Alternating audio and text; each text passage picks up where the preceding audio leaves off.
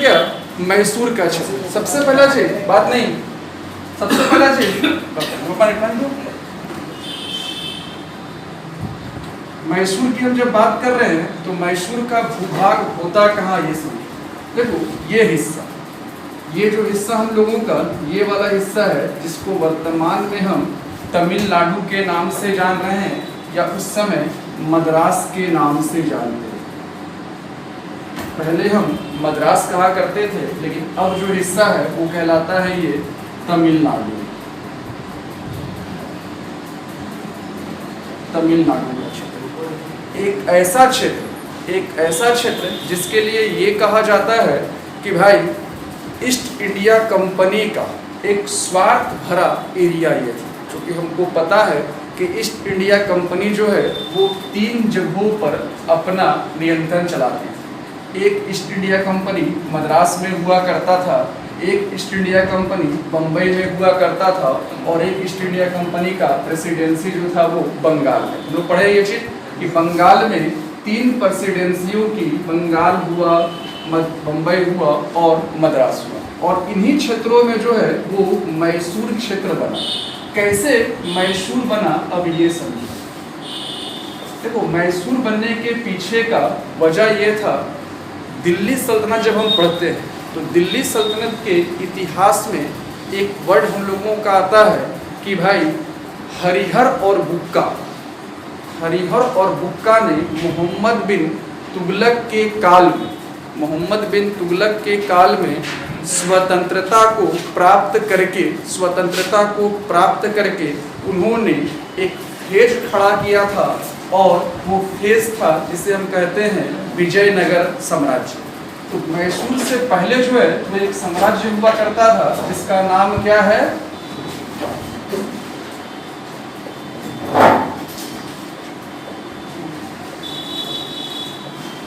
विजयनगर साम्राज्य। इसे हरिहर और बुक्का ने आरंभ किया, लेकिन ये साम्राज्य स्थापित होने के बाद कहा जाता है इसके आने वाले समय में जो है विजयनगर साम्राज्य में कोई योग्य संभालने वाला नहीं बच रहा था, जिसके वजह से यहाँ पे एक युद्ध हुआ, जिस युद्ध का नाम है राक्षसी तंगड़ी का युद्ध। ये क्वेश्चंस कई बार एग्जाम में आया है मिडाइवल से। राक्षसी तंगड़ी का युद्ध, या फिर इसको एक और नाम से जानते हैं हम लोग,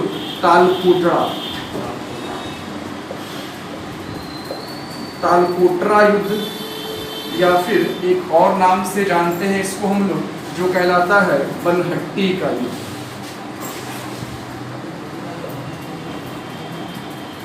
बनहट्टी का युद्ध, तो ये तालकोटरा बोलो, राक्षस तंगड़ी बोलो या बनहट्टी बोलो, कुछ भी बोलो, ये युद्ध जो हुआ है वो 1565 में हुआ।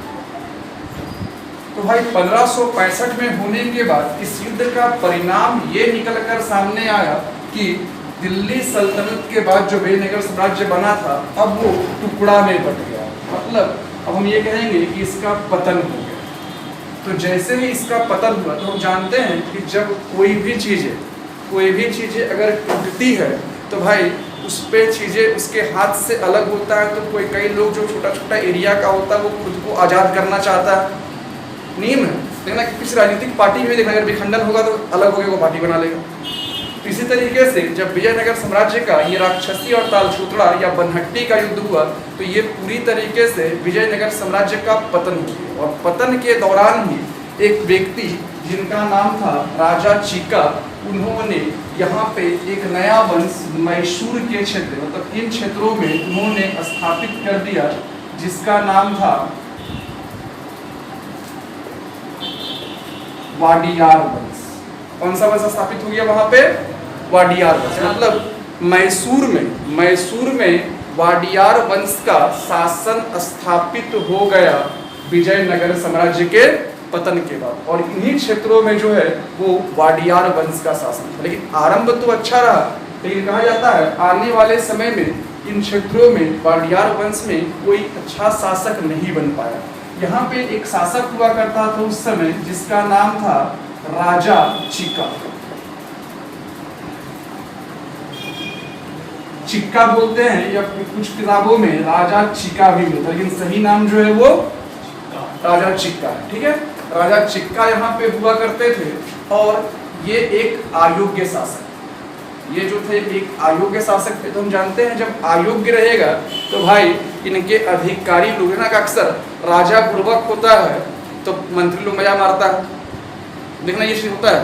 कई बार सरकारों में भी देखने मिलता है कि अच्छा अधिकारी नहीं है, अधिकारी तो भाई कम कलर जो खूब पैसा कमा रहा, उसको पता भी नहीं चल रहा, पूर्वक है। इसी तरीके से यहाँ पे भी राजा चिक्का हुआ करते थे, लेकिन दोनों भाई थे इनके बड़े अधिकारी के तौर। एक भाई का नाम था देवराज और दूसरे का नाम था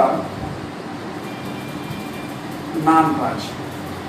एक भाई का नाम था देवराज और दूसरे भाई का नाम था क्या, नानराज। इन दोनों ने पूरी तरीके से मैसूर को अपने हाथों में ले लिया, क्योंकि दोनों बड़े बड़े पद पर थे। याद रखिएगा देवराज जो थे वो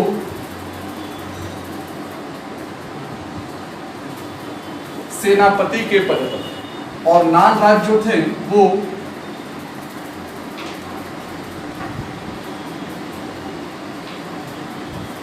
राजस्व मंत्री के पद पे। मतलब कुल मिला के सेना की शक्ति एक भाई के हाथ में और पैसे कौड़ी की शक्ति एक भाई के हाथ में। जानते हैं कि भाई जब ताकत और पैसा दोनों एक साथ हो तो इंसान सर्वोच्च हो जाता है, नॉर्मल सब चीज है। अगर दोनों किसी के पास दोनों चीज हो, ताकत भी हो और पैसा भी हो, तो वो बढ़ता चला जाता है। क्योंकि नेचर है कि केवल पैसा है तो डर है कि पता नहीं कौन गोली मार दे, और केवल अगर ताकत है तो डर है कि जब अंदर जाएंगे तो कौन बचाएगा। लेकिन अगर दोनों किसी के पास हो तो वो अपने आप में बेस्ट हो जाता है। यही वजह रहा कि देवराज और नानराज ये दोनों जो है पूरी सत्ता को हथिया लिया।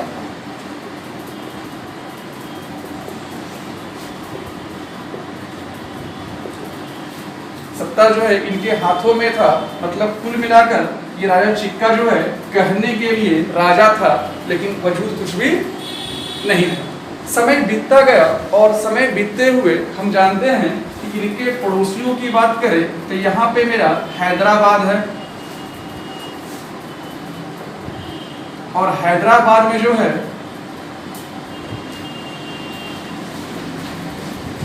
निजाम वंश का शासन, ठीक है। और हम जानते हैं ये क्षेत्र जो है ये मराठा का क्षेत्र। तो भाई मराठा का क्षेत्र और निजाम का क्षेत्र इसके बगल में है ना, तो हर हाल में जब राजा कमजोर है तो मराठा या निजाम दोनों मौके का तलाश करेगा ना, और दोनों मौका का तलाश किया। मतलब हर बार कहा जाता है कि मराठों का आक्रमण, हर बार हम ये कहें कि मराठों का आक्रमण जो है वो हर बार यहाँ पे होता था, क्योंकि संपत्ति के लिए, क्षेत्र के लिए इन लोगों का आक्रमण होता था। तो हमको मालूम है कि अंग्रेजों की नीति ही थी कूट डालो और राज करो। यही कारण रहा कि भाई अब अंग्रेज जो है मराठों और निजामों से भी संपर्क करना शुरू किया। क्योंकि अगर ये क्षेत्र उसको मिल गया, का सीधा सा मतलब ही है कि भाई यहाँ पे उनका अपना वर्चस्व कायम हो जाएगा। क्योंकि यहाँ कंपनी उसकी चल रही थी, तो यहाँ ये शक्ति अगर स्थापित हो जाता है तो ऑटोमेटिकली क्या होगा, चीजें उसके हाथों में आ जाएगी। यहाँ पे इन क्षेत्रों पर ये काम शुरू हो रहा है। लेकिन इसी बीच याद रखिएगा एक व्यक्ति जिन्होंने मद्रास में, दैट मीन्स मैसूर में अपनी शक्ति को स्थापित किया। अपनी शक्ति मतलब लोगों को बताया कि भाई मैं संभाल सकता हूँ, और उन्होंने मैसूर को इन दोनों भाइयों को से मुक्त कराकर, मतलब कि देवराज और नानराज को पेंशन देकर सत्ता अपने हाथों में ले लिया, जिनका नाम था हैदर अली।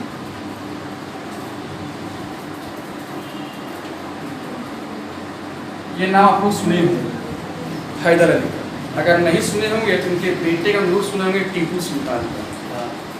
अगर हैदर अली का नाम नहीं सुने होंगे जरूर सुने होंगे टीपू सुल्तान का। इनका इनके बाद के शासन बनकर आए, ठीक है।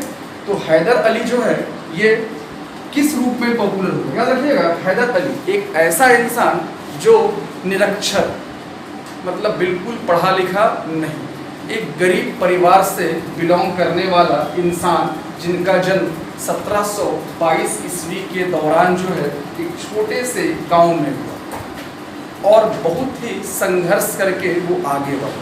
बहुत संघर्ष की मैं बात करूं तो भाई आप ये सोच सकते हो कि एक फकीर का बेटा, फकीर समझते हो ना, साधु संत जिसको बोलते हैं लोग हिंदू धर्म में, मुस्लिम धर्म में फकीर कहते हैं, तो एक फकीर का बेटा हुआ करता था और वो पूरी तरीके से उनके पिता जो है दक्षिण भारत आकर बसे।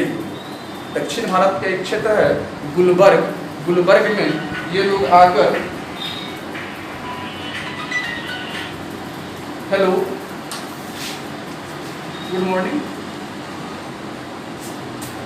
हाँ राहुल बोलिए।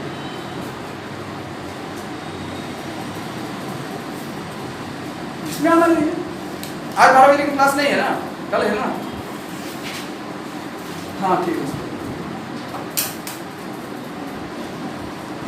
ठीक है। तो यहाँ पे पूरी तरीके से जो है हैदर अली जो है एक सिंपल इंसान था और वो कह सकते हैं हम लोग कि सिंपली तरीके से शुरुआत जो इसका हुआ वो मैसूर के सेना के तौर पे हुआ। मैसूर के सेना एक आम सिपाही के तौर पे हुआ, पढ़ा लिखा नहीं था लेकिन हाँ एक नॉलेज था उसको, वो खेल कूद में उसकी बहुत दिलचस्पी। कहा जाता है खेल कूद के साथ सेना में उसको घुसाना भी टफ था। उसके भाई ने पैरवी किया लेकिन वो उदंड था। उदंड समझते हो ना? उदंड मतलब क्या हुआ? हड़बड़िया, छटपटिया, बदमाश इस टाइप का था वो। तो भाई सेना में तो रहना अनुशासन वाला बात है, लेकिन फिर भी उसको उसके भाइयों ने स्वयं सेवक के रूप में बनाया और वो तीरंदाजी, हैदर अली में एक खासियत था क्या कि वो तीरंदाजी बहुत अच्छा करता था। तो धीरे धीरे वो माहौल में ढलता चला गया और ढलते हुए इसी बीच जो है मराठों का आक्रमण, याद रखिएगा, मराठा का आक्रमण मैसूर पे हुआ और मराठों के आक्रमण में हैदर अली को ख्याति प्राप्त हुई। मराठों के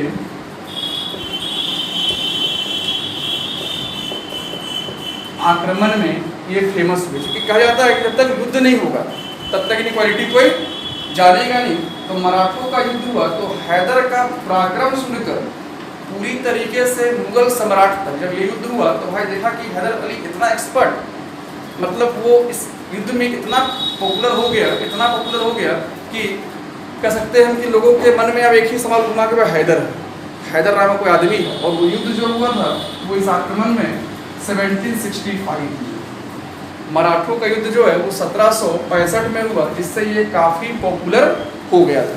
ठीक है, आज के लिए हम लोग इतना ही रोकते हैं, अगले क्लास में फिर आगे बढ़ेंगे। ठीक है, धन्यवाद।